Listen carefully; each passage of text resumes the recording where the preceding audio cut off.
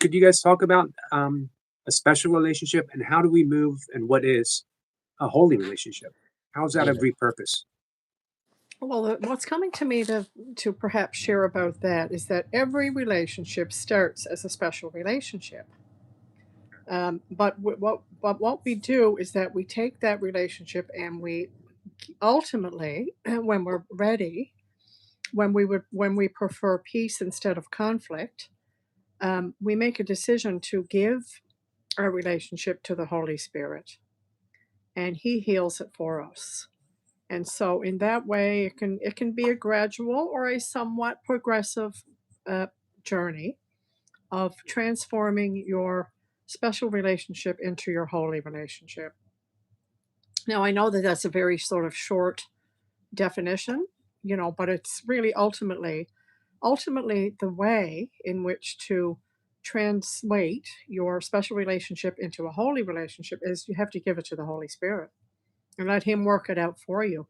There's a section in A Course in Miracles, it's called The Healed Relationship.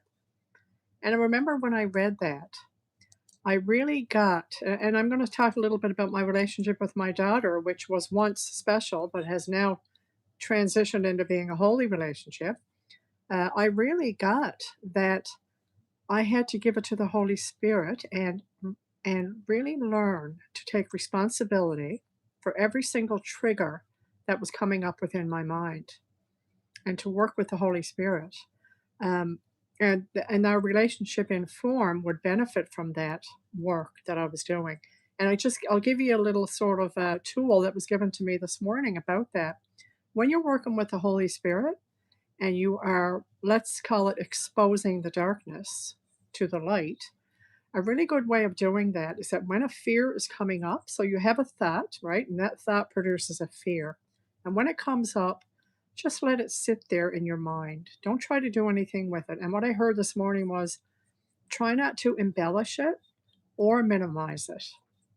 In other words, and we embellish it by um, entertaining the thoughts around it, right? Like engaging and inciting the story around it and really believing in the thoughts. But if you could just take that fear back to its primitive energy and just let it sort of dance there in your mind, and that's really you giving it to the light, and eventually it will dissipate. And it will likely take repetition. It's the willingness to do it over and over again, whether it's 10 times, 20 times, 200 times. It's a matter of motivation. And then I just want to shift a bit to so that's to embellish it and also uh, refrain from minimizing it. So, in other words, try not to distract yourself from the fear that's coming up.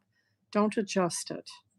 Let yourself be in it because that is the forgiving of it.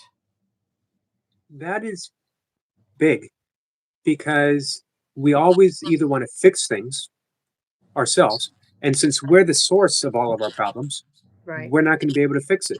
right, Or we want to bypass it. We want to shove it down so deep that we don't have to think about it anymore. right, And you just offered the solution to both of those. Uh, to be aware of it, be present, stay with it, and don't minimize it. right, Whatever trigger. right. It takes courage, and it's a matter of motivation. But you can rest assured that once you've reached that part of your journey that you're ready to do this, you will be supported. You will be carried. You will have the strength in your mind because it's not really your strength anymore. It's the strength of God that's getting you through. And you'll be so deeply committed to it that, you can't go back. You're not going to give up. Right. Yeah. And I want like to mention I want to it's, mention a comment real quick, Floyd. Um, our friend Miss Pipper said she's laughing. She just had Stephanie and Lloyd come up in her meditation, and voila, here they are answering my question. wow. That's so I just beautiful. want to touch on this holy relationship, like with Stephanie and I, for instance. Um, I mean, it's a completely holy relationship because we know without a doubt who we are. We know that we're the Christ of God, and yes, we still see the body, but we look past the body completely. it has no bearing on anything. You know, we still have to eat and do the normal things, but we're in a total mindset that, you know, we are the Christ. And what that does is that whenever we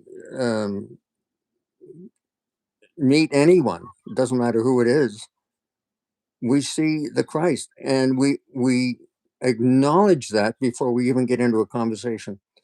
In other words, you know, let's say I meet the waitress in the restaurant that's serving me breakfast.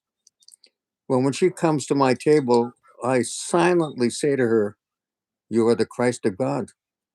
All is forgiven and released." And then we get on with our normal conversation. But it's amazing sometimes what comes up. Like, we had this experience last week with a waitress, and I said that in her mind, and all of a sudden she started asking us these questions out of the blue. And one of the questions was, "Are we acting out of script here?" Wow. Wow. Honest to Yeah. God, out of Yeah. the blue. I mean, We were blown we were away. blown away. And then we got into this conversation for about at least half an hour, on and off. She was still serving people, but she kept coming back and you know, telling us about her journey. And we told her a little bit about the course, and I gave her some, you know, some sayings that might help her, and she was just so thankful. And but you see, it's just, you never know what's going to you know, happen when you do recognize the Christ in somebody. It doesn't necessarily mean anything will happen, but many times for me, it certainly has. So